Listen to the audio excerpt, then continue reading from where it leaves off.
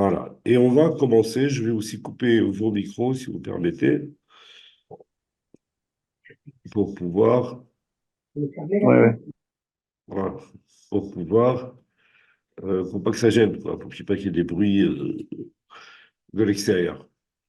Voilà. Alors, cette paracha s'appelle la paracha de Vaïri. On va s'intéresser à un point bien précis, à une contradiction qui apparaît dans le texte, qui est soulevée par Rachi, et uniquement Rachi.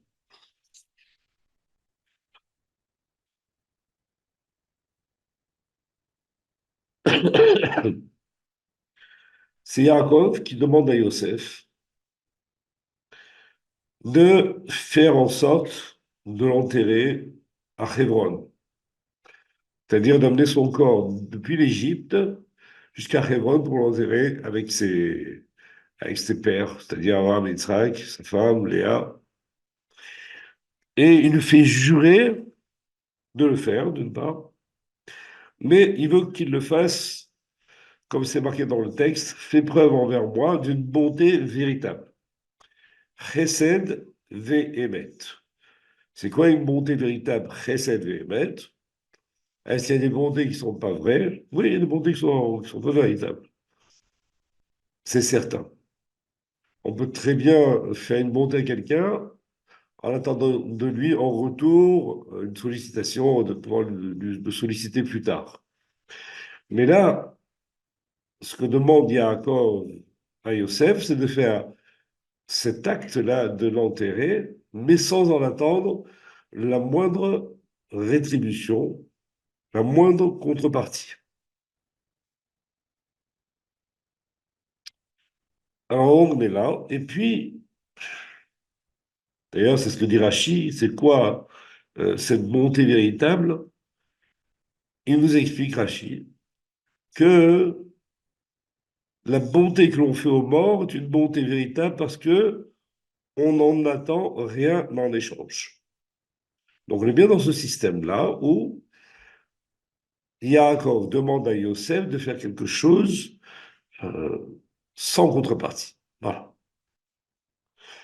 Et puis voilà que Rachi, un peu plus loin, lorsque Yaakov va donner à Yosef une part de plus de l'héritage. Ils vont tous, normalement, l'héritage vont se partager entre eux. Et Yosef décide de lui donner la ville de Shrem en héritage. Et en plus de ce qu'il aura comme part. Bon, jusque-là, il n'y a rien d'étonnant. Sauf que Rachi, il vient nous dire que s'il y a encore à donner cette part à Yosef, c'est pour la peine que tu te donnes pour mon enterrement. Alors là, on rentre dans un grand problème. Pourquoi? Parce qu'au départ, il lui fait jurer de faire les choses sans attendre en retour quoi que ce soit. Et là, avant même qu'il ait commencé à faire, s'occuper de son enterrement, il lui dit, voilà, je te donne une rétribution qui est la ville de Shrem à cause de la peine que tu vas prendre pour ça, de me faire enterrer là-bas. Donc il y a une contradiction absolue. Elle est très gênante, cette contradiction. On va essayer de la résoudre. Il y a dans les commentateurs le Maskil de David qui donne une solution. Il dit que en réalité, ce que voulait Yaakov, c'est lui faire promettre, donc de le faire jurer de faire la chose de manière désintéressée, l'enterrement. Et dès qu'il a fait cela, alors, comme on dit, dès que qu'une bonne intention, Hachem a dit qu'une bonne intention vaut autant qu'une mitzvah. Et donc, ils ont été rétribués pour cette intention. Elle a la même valeur que l'acte. Et donc, une fois qu'il a, si on peut dire, eu sa récompense pour cela, il lui a offert la ville de Shrem. Alors, cette interprétation pose au moins un problème. Le problème, c'est que Yosef lui-même a juré de le faire sans contrepartie. Et s'il a juré de le faire sans contrepartie, il devrait refuser absolument qu'on lui donne quelque chose pour ça. Donc, cette interprétation est un peu, même du point de vue de Yaakov, Yaakov, il sait que Yosef a juré de le faire sans contrepartie. Un serment, c'est un serment. Il faut le respecter. Donc, on se trouve devant une contradiction assez forte. Et pour résoudre cette contradiction, on va la résoudre de manière très détournée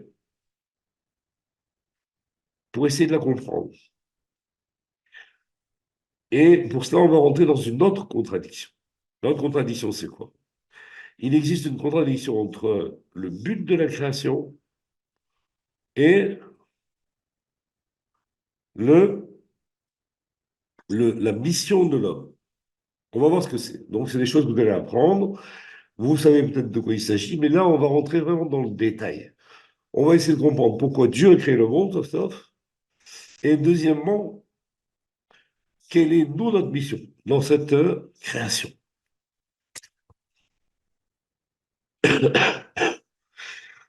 C'est le Midrash qui nous renseigne sur le but de la création. Il dit comme ça. Les anges questionnèrent Hachem. Et il lui dit, que représente l'humanité pour que tu la considères et que vaut l'homme pour qu'il t'en préoccupe? Ce tourment qu'il te donne, dans quel but l'as-tu créé? Ce tourment. L'homme est un tourment pour Akadosh Baruch Hu. Et en réalité, on voit très bien que si la création est d'une perfection absolue, lorsqu'on la scrute dans tous ses côtés, aussi bien dans l'infiniment grand que dans l'infiniment petit, on voit une perfection absolue. Lorsqu'on scrute euh, un être vivant, on voit qu'il y a une perfection absolue. Or, cette perfection, lorsqu'on observe l'homme, elle disparaît complètement. C'est-à-dire que l'homme n'a rien de parfait. Il est en réalité une charge, parce que c'est lui qui cause tout le mal sur la terre pratiquement. Alors, les anges, quand ils demandent pourquoi tu crées cet homme-là, avec tous les problèmes qu'il te cause, Akadosh Baruch Hu lui répond. Il lui répond par une allégorie. Lorsqu'un roi possède un palais qui abonde de tout le bien possible, mais qui n'a pas d'invité pour en profiter, quel plaisir peut-il tirer de cette abondance? Donc en réalité, qu'est-ce qui se passe? Il se passe qu'Akadosh Baruch Hu, lui, il a tout à donner, absolument tout à donner. Mais il n'y a personne pour prendre. Il n'y a pas de créature pour prendre ce qu'il veut donner. Alors il a créé l'homme pour prendre ce qu'il va donner. Et donc tout le but de la création, comme le dit le Harizal, la volonté d'Hachem a été de créer le monde afin de prodiguer le bien à ses créatures. Là, on rentre bien dans le vif du sujet. C'est-à-dire que la création n'a été mise en place par Akadosh Baruch Hu que pour que les créatures jouissent de cette création.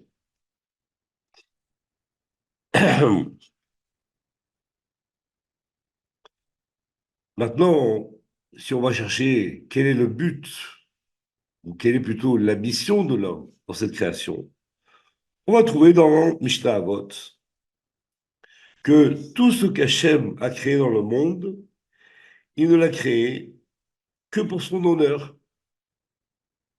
Des Est-ce que Dieu a besoin d'honneur? Et pourtant, c'est marqué. Ça signifierait que la mission de l'homme, c'est de faire honneur à Hachem. Donc, si la mission de l'homme, c'est de faire honneur à Hachem, aucun rapport avec ce que dit le but de la création, qui dit que je dois recevoir de lui tous les bienfaits.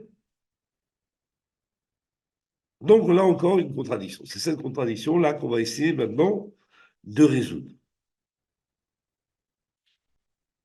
Est-ce que l'homme a été créé pour recevoir d'Hachem, c'est bien fait, ou est-ce qu'il a été créé pour donner satisfaction à Hachem?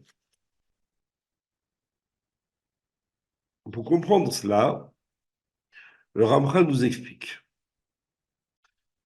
que la volonté d'Hachem fut de créer les êtres afin de prodiguer ses bienfaits, car sans créature, pour les recevoir, la bonté ne peut pas s'exprimer. Donc, c'est ce qu'on a vu jusqu'à présent.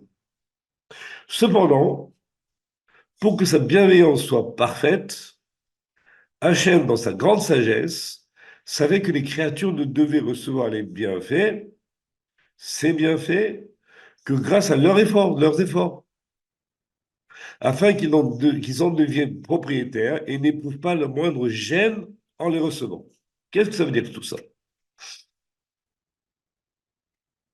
Dieu est parfait, donc son don doit être parfait.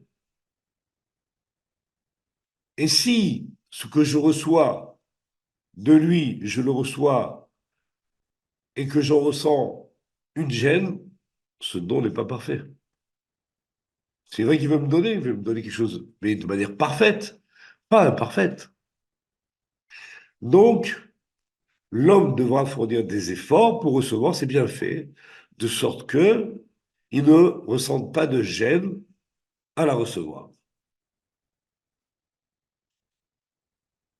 On sait très bien que c'est un... Enfin, Sage nous explique que c'est un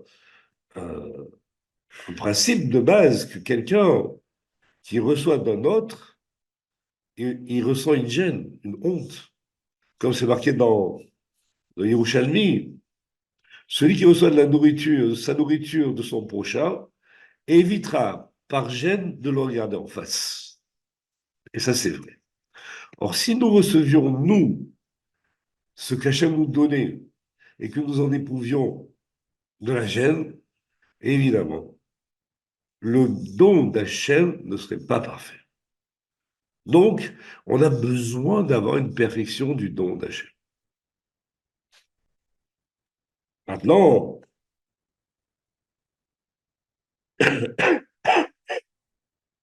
il y a une autre contradiction qui vient, qui est que les sages nous expliquent dans la Mishnah que nous devons être comme des serviteurs qui servent leur maître en condition de ne pas recevoir de salaire.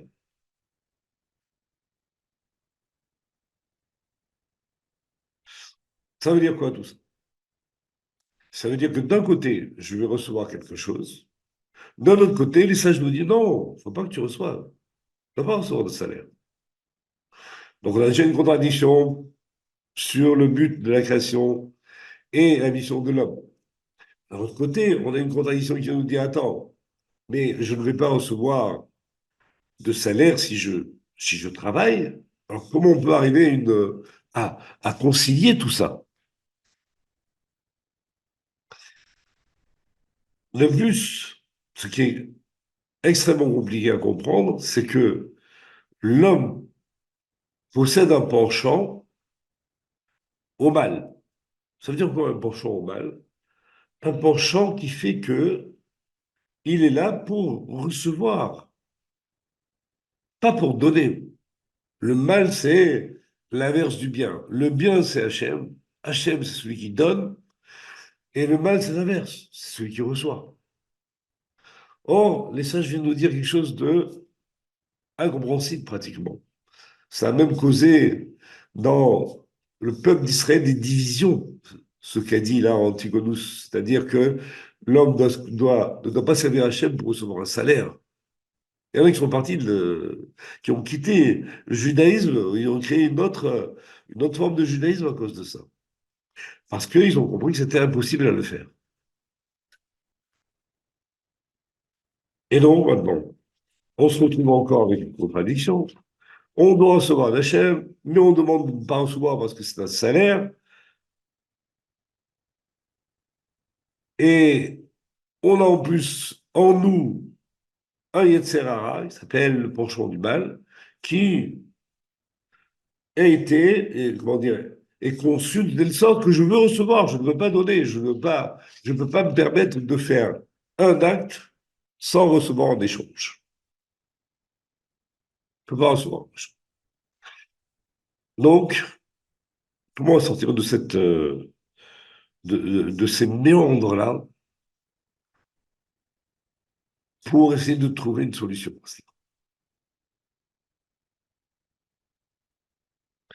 Alors, Hachem a dit, c'est vrai, vous avez un Yetzer Hara. Ce Yetzer Hara, il vous empêchera de recevoir quelque chose parce que vous voulez le recevoir avec intérêt. Or, nos sages ont dit, il ne faut pas recevoir par intérêt. Alors, qu'est-ce qu'a fait Akadosh Baruch Hu? Il a créé ce qui s'appelle la Torah. Comme c'est marqué, Barati Yetzer Hara, Barati lo Torah Tavlin. J'ai créé le Yetzer Hara. Donc, le Yetzer Hara, c'est une volonté d'Hachem qui a été intégrée dans l'homme. Et pour corriger ce Yetzer Hara, il a amené ce qui s'appelle la Torah. Il dit, tant que vous allez vous affairer dans la Torah, à ce moment-là, vous pourrez échapper à l'emprise du Yetzer Hara. Alors, comment on va faire maintenant? Alors maintenant, si je ne dois pas accomplir, je ne dois pas attendre de salaire du tout de ce que je fais, de mes mitzvot, de mon étude, de mes bonnes actions. Si je ne dois pas en attendre de salaire, alors, qu'est-ce que je dois faire avec ça? Il explique comme ça.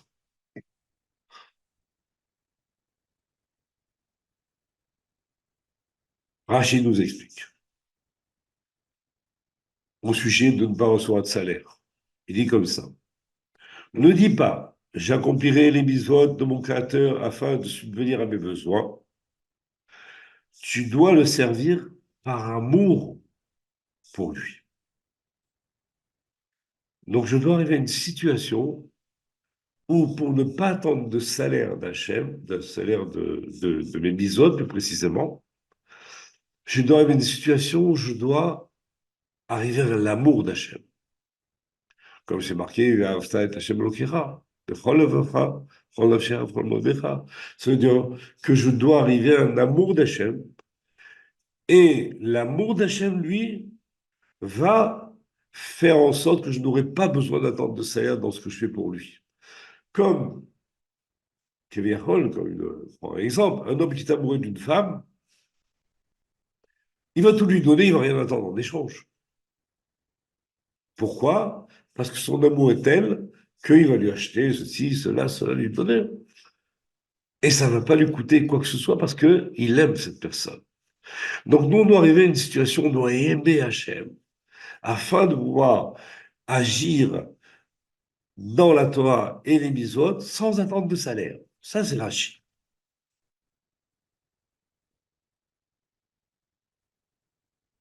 Alors, on a vu que c'était pas possible tout de suite. C'est-à-dire que, avant d'arriver à ce niveau-là, on voit bien que la Torah nous dit, dans plusieurs endroits, que, par exemple, dans le Kriyat Shema, il y a marqué, si vous écoutez mes mitzvot, si vous les pratiquez, à ce moment-là, je vous donnerai la pluie en son temps, et je vous donnerai donc un salaire. On voit que la Torah elle-même nous donne un salaire pour les mitzvot. Alors comment ça se fait qu'elle nous donne un salaire pour les mitzvot alors que d'autres part, les sages nous disent ne prenez pas de salaire? La solution, elle est comme ça. Les sages encore nous le disent. Ils disent en réalité, un homme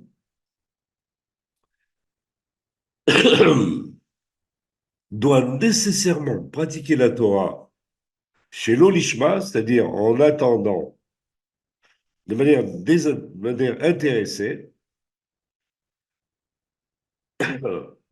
parce que c'est grâce à une pratique intéressée qu'il arrivera à pratiquer de manière désintéressée. C'est-à-dire que, la même manière qu'on éduque les enfants, on leur donne au départ des cadeaux, des bonbons, on les invite au restaurant, etc., pour leur faire faire certaines choses. Ils font ça de manière totalement intéressée. Je ne sais pas parce que ce sont des tzadikim, non.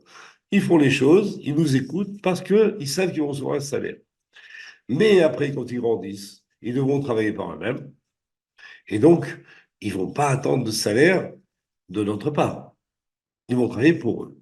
De la même manière, nous, dans la Torah, au départ, la Torah nous dit, vous allez recevoir un salaire pour les missions que vous allez accomplir. Et de notre côté, ils nous disent de ne pas prendre de salaire. En réalité, au début, on va prendre du salaire, on va faire de manière désintéressée, et plus tard, on arrivera de manière intéressée. Maintenant, comment on va arriver de manière intéressée à le faire? Pour cela, le Mishnah nous dit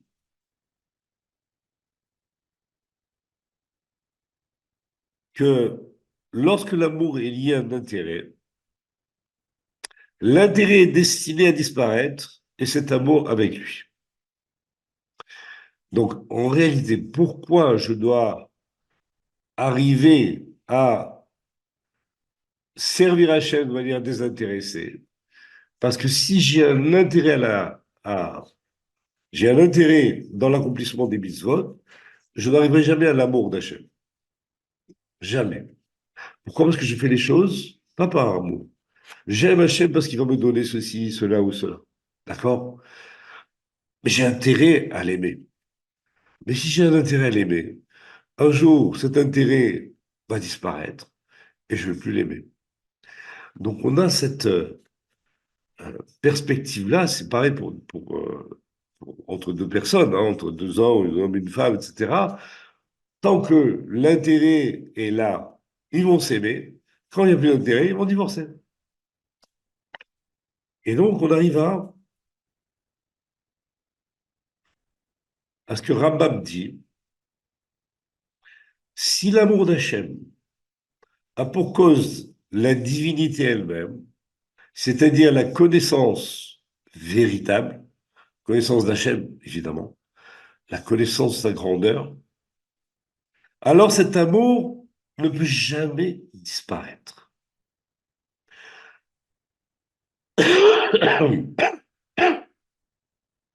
Et il précise aussi que l'amour d'Hachem ne prend place dans le cœur de l'homme que grâce à cette connaissance, à la connaissance qu'il a de lui. C'est à la mesure de cette connaissance que s'établit l'amour d'Hachem. Si la connaissance est faible, on l'aimera peu, et si elle est grande, on l'aimera beaucoup. Il nous donne une information extraordinaire, le Rambam. Et il nous dit, vous voulez aimer Hachem, il faut le connaître. Vous le connaissez un peu, vous l'aimerez un peu. Vous le connaissez beaucoup, vous l'aimerez beaucoup. Ça veut dire aimer. Pardon, que veut dire connaître Hachem? Connaître Hachem, ça veut dire apprendre de l'observation ou de l'étude, ça dépend, ou de nos actes même. Quand on fait des actes de bienfaisance, par exemple, on se rend compte qu'on a un sentiment qui remonte chez nous, qui est un peu particulier. Je fais quelque chose de bien, c'est drôle, hein, mais j'ai quelque chose en moi qui me remonte. Pourquoi ça existe? Quelle est la source de cette satisfaction-là, alors que je suis en train de faire quelque chose de désintéressé? Je suis en train de donner. On le voit dans cette guerre-là, on voit combien de gens qui donnent, qui donnent, qui donnent, qui donnent. Et ils sont tous contents de donner, tous contents de donner, tous. Pourquoi? Parce que ça fait partie des qualités d'Hachem. Et en réalité, en faisant cela, j'apprends à connaître Hachem d'une certaine manière, puisque lui ne fait que donner. Et c'est cela qui fait que je ressens ce sentiment, qui est que j'ai une satisfaction à donner. Et là, c'est pareil. Donc, c'est une forme de connaissance d'Hachem. Même l'acte est une forme de connaissance d'Hachem. L'étude, c'est sûr que c'est le meilleur moyen de connaître Hachem. La Torah nous l'apprend.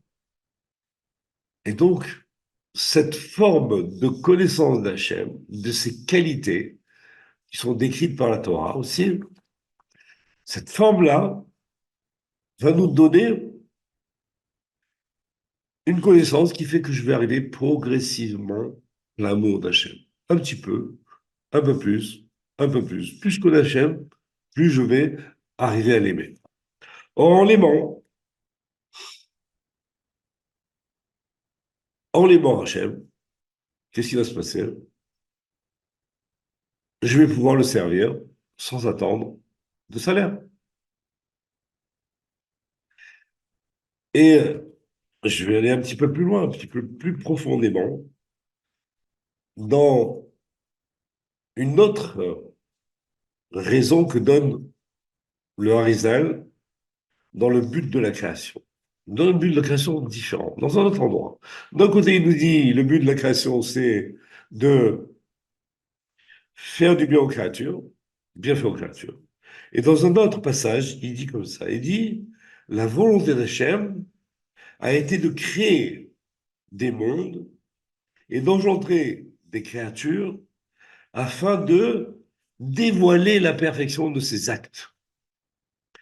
Dévoiler la perfection de ses actes. Ça veut dire que tout est en place ici, tout cet univers-là que l'on connaît, et même celui que l'on ne connaît pas, n'est là que pour dévoiler la perfection d'Hachem.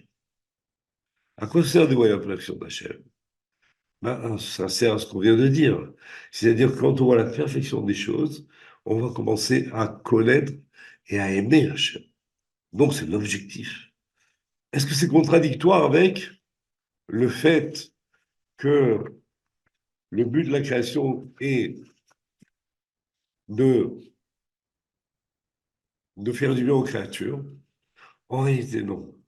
En réalité, non. C'est la même chose.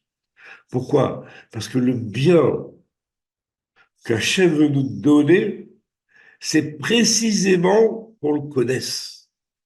La connaissance d'Hachem, ça donne un plaisir extraordinaire, comme le précise le Ramchal, au Messiah des Charim, et qui dit que l'homme n'a été créé que pour bénéficier du Zivashrina, c'est-à-dire de, comment on dirait, de la lumière d'Hachem, c'est un peu la lumière d'Hachem, qui est le plus grand plaisir qui puisse exister. Donc en réalité, cette connaissance, non seulement elle nous aide à aimer Hachem, le connaître et l'aimer, à l'aimer plutôt, et en plus de ça, elle procure un plaisir, qui va être le plaisir maximum que l'homme peut avoir. Évidemment, il n'aura pas forcément dans ce monde, parce que la connaissance d'Hachem, elle est infinie, mais il pourra progressivement, grâce à cela, connaître Hachem. Maintenant, il nous reste à découvrir,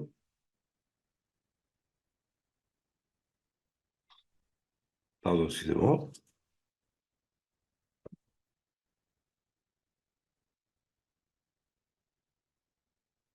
il nous reste à découvrir la, plutôt à répondre à la contradiction qu'on a vue au départ. Donc la première contradiction, plutôt la deuxième contradiction qui est entre la, le fait qu'Akadosh Baruch veut nous faire bénéficier de bienfaits, et le deuxième qui est et que en réalité, il faut qu'on le serve pour son kavod, comme on l'a dit. Ça, on l'a résolu en disant simplement que pourquoi Dieu a créé le monde pour son kavod? En réalité, il n'a pas créé pour son kavod. Il a créé, kavod, ça veut dire donner un poids à quelque chose, donner une grandeur à quelque chose. En fait, il a créé pour son kavod, pas parce que lui cherche le kavod, pour que nous mettions en état de connaître sa grandeur, son poids. C'est ça son kavod. Le kavod, c'est nous qui devons le déterminer. Et en déterminant ce kavod-là, cette grandeur d'Hachem, c'est là qu'on pourra le servir en réalité et arriver à recevoir le bienfait. La deuxième contradiction, c'est celle de Yosef avec Yaakov. Yosef et Yaakov avaient déjà atteint une perfection. une perfection qui est qu'ils étaient très proches d'Hachem tous les deux. Et voilà que Yaakov, il va demander à Yosef de faire de manière désintéressée, de s'occuper de son enterrement, de manière désintéressée. Évidemment, je ne pense pas que Yosef désirait gagner quelque chose à cela. Donc la Torah elle nous préciser quelque chose qui est presque supplémentaire. Et c'est vrai que faire les choses d'intéressé, ça fait partie du service d'Hachem. C'est ce que disent nos Chachamim en disant il ne faut pas attendre de servir Hachem pour un salaire. C'est ça, de dire désintéressé. Et donc c'est ça l'enseignement numéro un, mais qui est connu. Et puis Rachid vient nous dire derrière que il lui offre un cadeau. Pourquoi? Parce qu'il va s'occuper de son enterrement. Il va offrir la ville de Shrem. Alors c'est là qu'on comprend plus. Et pour pouvoir comprendre cela, l'enseignement de Yaakov, c'est certainement le dernier enseignement qu'il a donné à Yosef, était de lui dire, c'est très bien que tu fasses les choses de manière désintéressée. Ça veut dire que tu agis, mais tu ne prends rien en échange. Mais dans ce cas-là, tu violes la volonté d'Hachem. C'est quoi la volonté d'Hachem? C'est que tu prennes, puisque lui veut a créé le monde pour donner aux créatures des bienfaits. Alors moi, ce que je te demande, ce que je t'apprends là, c'est que, en réalité, si je te donne la vie de Shrem, alors que tu m'as juré de rien prendre, c'est pour t'expliquer qu'à un moment donné, il faut arriver à recevoir d'Hachem, mais de manière désintéressée. Ça veut dire quoi? Recevoir ce qu'il te donne, parce que c'est lui qui veut te le donner, mais uniquement pour lui donner satisfaction à lui. Lui, il veut te donner, donc à ce moment-là, tu vas prendre. Donc le côté désintéressé, c'est une phase de, de la Havoda, du travail de l'homme pour se rapprocher d'Hachem, mais la phase finale, c'est de recevoir ce qu'il veut te donner puisque c'est sa volonté. Alors maintenant, on a résolu la deuxième contradiction. Yaakov, qui veut dire tu fais les choses d'intéressé, c'est une phase, et maintenant tu vas recevoir. Et quand Yosef va accepter, il n'aurait pas dû accepter normalement, quand il accepte de prendre la ville de Shrem, ça veut dire qu'il accepte avec la volonté de donner satisfaction à son père. Et si on ramène ça à Kadosh Baruch Hu, c'est de comprendre que nous-mêmes, à la fin des temps, nous allons recevoir ce que nous donne Hachem de manière désintéressée, pas désintéressée, de manière à lui donner satisfaction. Et c'est là le but final de la Avodah d'Hachem, de la création. Voilà. C'était un peu compliqué. On a touché à beaucoup de généralités, de klalim, et j'espère que je ne vais pas trop noyer dans tout cela.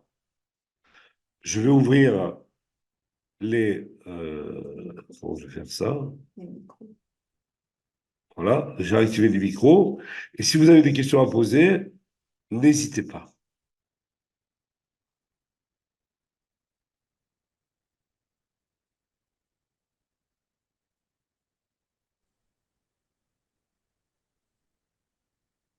Alors j'attends. N'hésitez pas, hein. Je sais que c'est un peu compliqué, mais c'était un petit peu difficile. On est passé par beaucoup d'étapes. On peut s'embrouiller là-dedans, je suis d'accord avec vous. Maintenant, on a réussi à toucher à peu près plusieurs généralités qui sont extrêmement importantes. Ouais, les enfants, alors si j'ai pas de questions, Je c'est ne bon. poserai pas de questions, mais c'est juste une constatation, c'est que je retrouve complètement toutes les notions dont on avait parlé les mois précédents lorsqu'on avait étudié le Oui, Baal Hashem, hein. J'ai pas de scoop, sauf que tu le concrétises à travers chaque parachiote depuis quelques semaines. oui, oui, absolument. Et c'est l'objectif en réalité. Mhm. L'objectif de ces études-là, c'est de faire apparaître tout l'enseignement du Bara Soulam, mais dans la Torah. Parce que si Oui, elle c'est n'apparaît ça, pas, si elle n'apparaît c'est pas ça, dans la Torah, elle n'a pas de. Elle n'a de pas de. sens, Voilà, exactement. Pas de sens. c'est sûr.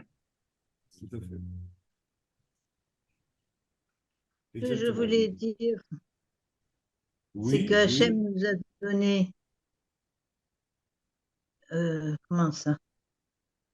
Tu m'entends? Oui, oui, je t'entends très bien, même. Je Oui, t'entends très oui. bien.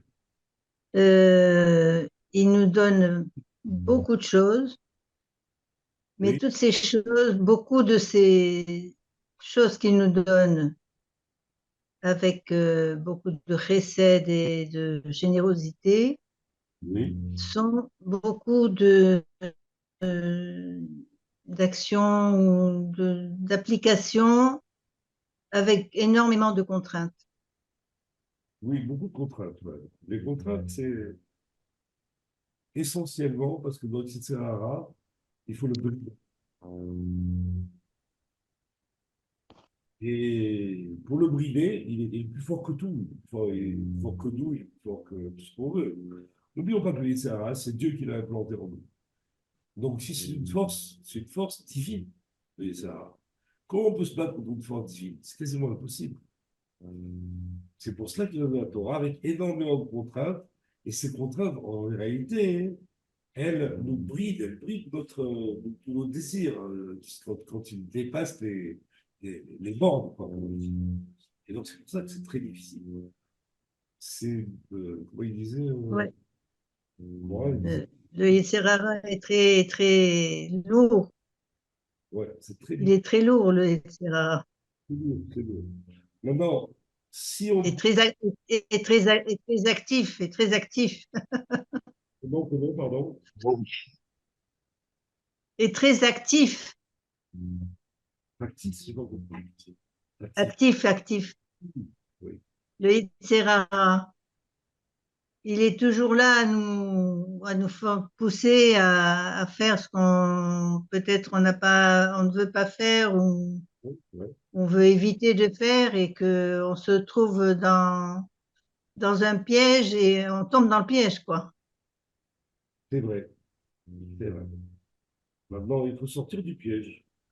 Et la Torah vous aide à sortir du piège. Maintenant, il Ouais, faut pas Dieu merci que on, il s'achève. Bon, il fait la Torah, évidemment, il fait toutes les mises il faut les faire. Il y a pas à discuter là-dessus. Absolument pas. Elles sont nécessaires chacune euh, à une préparation. Donc, on doit faire toutes les mises comme il faut, etc. c'est moi qui n'ai pas de son ou c'est toi qui j'ai le son qui est très faible de chez toi. Donc, C'est moi qui sais pas le faire. voilà, tu m'entends mieux là? Voilà, parfait, parfait. Ah, bah, au Hachem. Non, je disais que le, le côté Yetzirah, c'est une chose. Maintenant, si on se rapproche d'Hachem, c'est-à-dire si on le connaît, les choses deviennent beaucoup plus faciles. C'est-à-dire qu'on gagne, Ça me paraît plus facile, effectivement. on gagne en Emouna, et la Emouna permet de lutter contre le doute. De lutter. Enfin, Dès qu'on a un voilà. doute, on est dérangé, on n'est pas bien dans notre peau. Dès que le doute disparaît, alors on n'a plus de problème. Maintenant, des fois, le doute ne disparaît pas. Alors qu'est-ce qu'on fait? On est obligé de s'appuyer sur quoi? Sur notre émouna.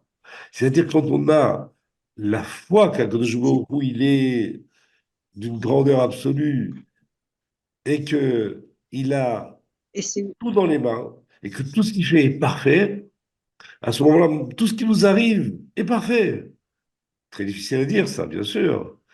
Mais c'est ouais. exactement ça qu'il faut arriver à comprendre. Pas à comprendre seulement, mais à ressentir aussi.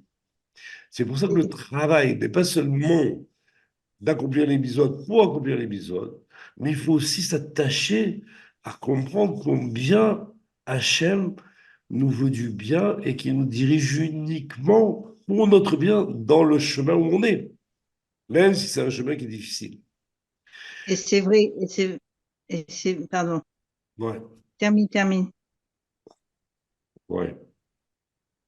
Donc Non, voilà. je disais, c'est vrai que quand on commence, on entre un peu dans la connaissance de la Torah à notre très petit niveau, Ouais, minuscule. C'est vrai qu'il y a plus de facilité à respecter et à contrer le Yetzirara. ouais, bien sûr, bien sûr. Et, Voilà. et donc c'est vrai qu'il faut faire les mitzvot. C'est vrai qu'il faut respecter tous les interdits. Mais un des moyens les plus... bon, après, il faut étudier, évidemment, ça c'est évident. Mais un des moyens les plus efficaces, c'est de faire du bien aux autres. Faire du bien aux autres, c'est-à-dire Maasim Tovim, ça s'appelle, c'est le moyen le plus efficace. Pourquoi? Parce qu'on nous rapproche de cette qualité d'Hachem qui nous a mis en nous, dans notre Neshama en réalité, et qu'on fait grandir en lui, grâce à cela. Et c'est cela qui nous donne le plus de émouna, le plus de facilité à vivre des moments difficiles, à vivre une vie difficile, à vivre des problèmes, etc., etc. Voilà. Merci beaucoup. Excusez-moi, Oui, je vous en je, prie. Je vous en prie. j'avais appris donc par ailleurs que Hachem donc a créé en nous un manque qui s'appelle la Oui, volonté de recevoir du plaisir, qui sera matériel au départ et progressivement pour pouvoir arriver au plaisir suprême, c'est-à-dire celui du dévoilement d'Hachem, qui tout à fait. représente lui le but ultime. Et je pense que c'était la référence des Pirkei Avot, si mes souvenirs sont bons, qui explique la façon dont on va se rapprocher ou s'éloigner du Créateur. Euh, donc, s'approcher de son Créateur par le don. Et si Ouais. on possède cette mida, tout comme lui, on s'attache à lui, sinon on est séparé de lui. Hmm. Ouais. Oh, Donc, tout s'est fait par palier, en fait, tout doucement, tout doucement. ouais. On commence par des plaisirs matériels, après, on commence à donner aux autres, et puis de plus en plus. Et c'est comme si on montait, on gravissait une échelle, et pour arriver au but ultime, celui de se rapprocher de son Créateur. Voilà.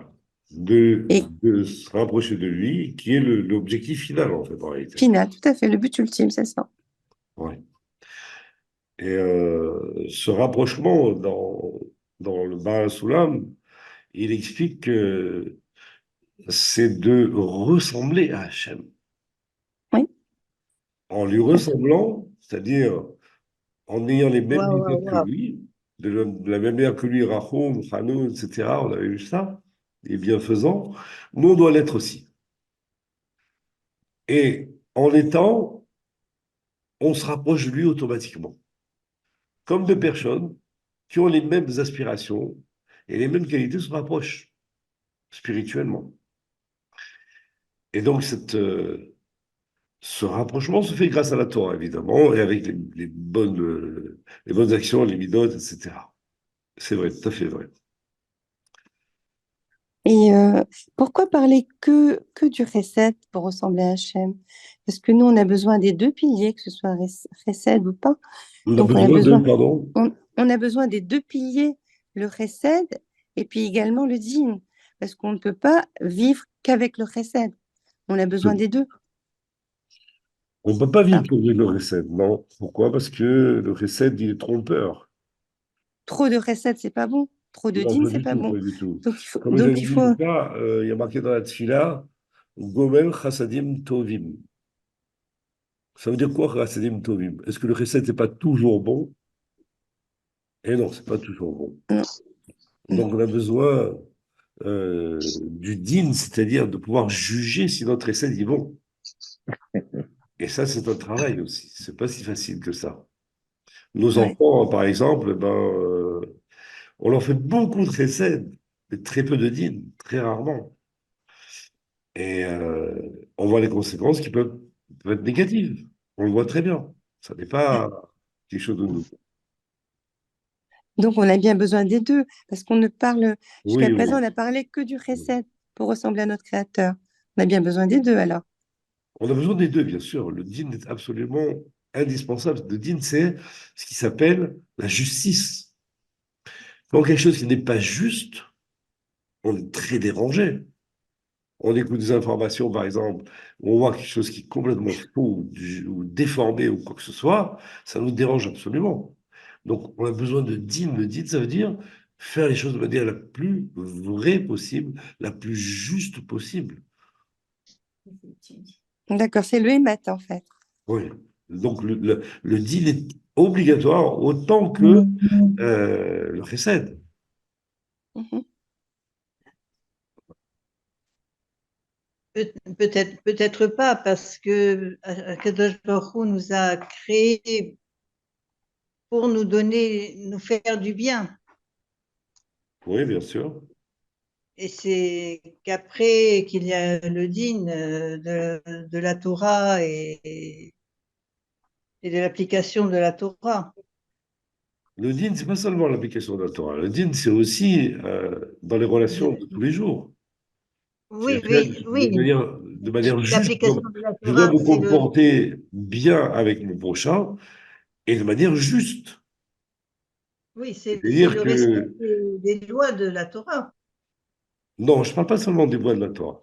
C'est-à-dire de manière juste, c'est à moi de juger si ce que je me comporte bien avec quelqu'un. Je dois bien me comporter avec quelqu'un, ça s'appelle la justice et le dîme. Je Oui, fais des affaires commerciales, par exemple. J'ai besoin de dîme. Sans dîme, ça ne marche pas. c'est sûr, c'est sûr. Ça ne va pas marcher. Je ne peux pas. Prendre la Shonara, par exemple. On fait du la Shonara. Voilà. Mais c'est injuste, le Shonara. Parce que ça nous fait faire une chose que la personne concernée n'écoute pas, n'entend pas. Ce que je dis d'elle. Je dis quelque chose de Khalila, de mal sur quelqu'un, et elle n'est pas là pour écouter. Elle n'est pas là pour se défendre. Le Shonara, c'est quelque chose d'injuste. Ça sort du dîme. Je donne un exemple comme ça, hein. Et donc, il faut savoir que le din, c'est surtout, ça joue surtout, comme le chesed, ça joue surtout. Donc, ce sont deux piliers, mais qui jouent sur absolument tout. Voilà. Et aussi, on a tendance également à être, par exemple, quand on aime quelqu'un, on a tendance à être beaucoup plus récède avec lui et moins dans le din. Ah oui, ça c'est sûr. C'est sûr, c'est sûr. Donc, Yetzirara, il ne laisse pas le din sur nous. Il te laisse à peu près faire un peu de chesed, mais dans la mesure où tu vas en tirer quelque chose. Mais le din sur nous n'existe pas. Le din existe sur les autres. C'est beaucoup plus facile de faire un din sur d'autres personnes que sur nous-mêmes. Très difficile sur nous-mêmes.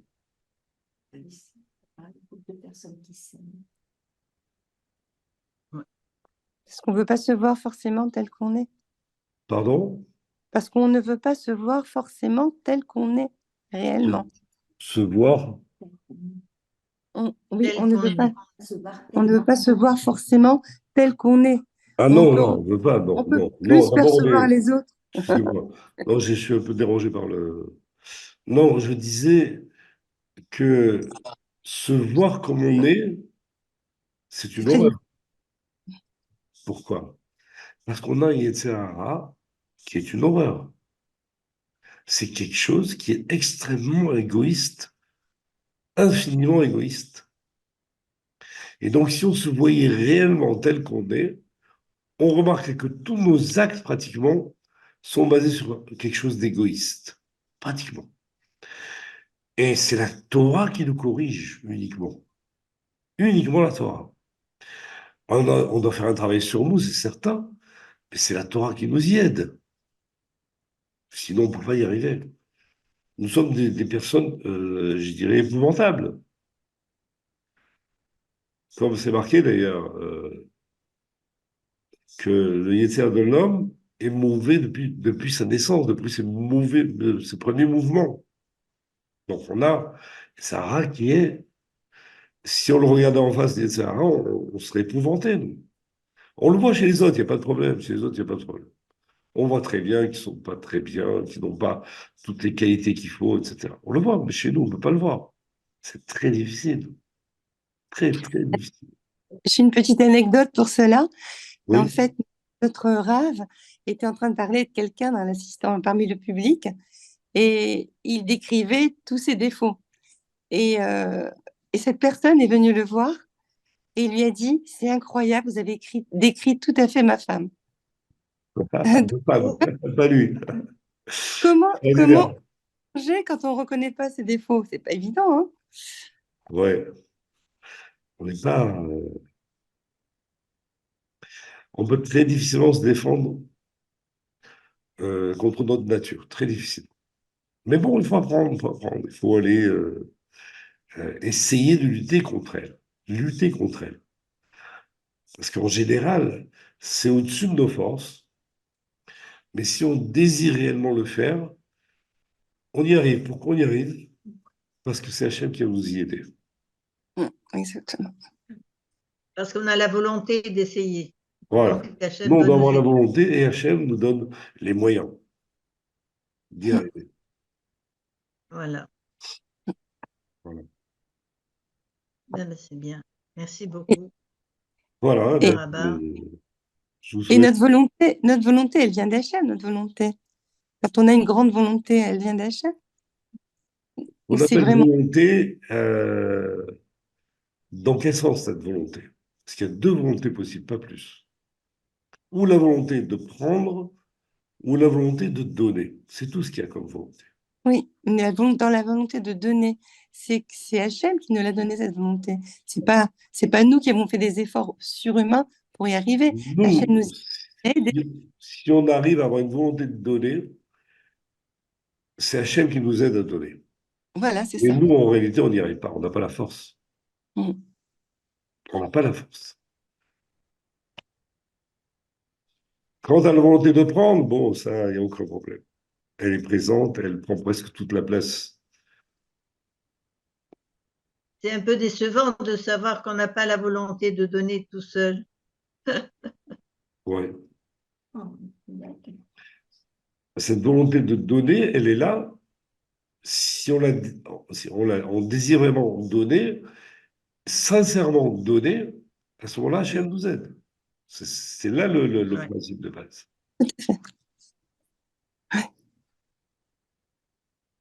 ouais. Ben, c'est bien.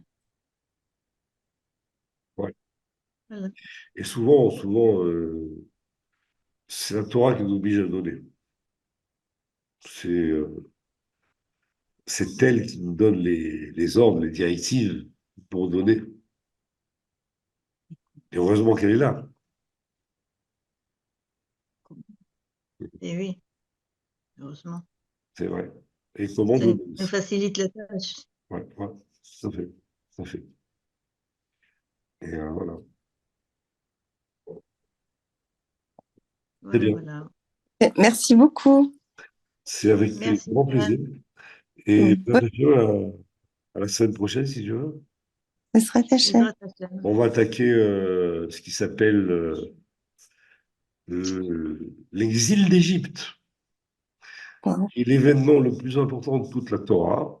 On en parle partout. Et là, on va le voir sous un éclairage très particulier. Et ça va durer pendant pas mal de temps. Mais ça t'achève. Voilà, je vous souhaite une Ouais. bonne nuit maintenant, parce que la soirée n'est pas se terminée.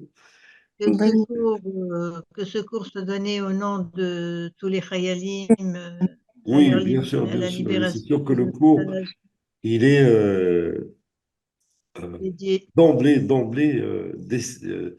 dédié à nos soldats et à nos malades, aux malades, ceux qui sont malheureusement dans le malheur, et ceux qui ont été enlevés, et qu'Hachem, il apporte rapidement parce que ça devient Exact. difficile à supporter, apporte rapidement une paix, aussi Amen. une paix, une victoire, Amen. quelque chose qui va nous pouvoir nous dégager, dégager tout le peuple, en fait, de cette pression-là. Et, Mais enfin bon, et nous protéger ouais, absolument. pour l'avenir, nous protéger pour l'avenir, si tu veux. D'ailleurs, ce serait intéressant de faire le parallèle une prochaine fois entre ce que vous allez nous expliquer sur la prochaine paracha Oui. et, et également avec ce qui se passe aujourd'hui, malheureusement.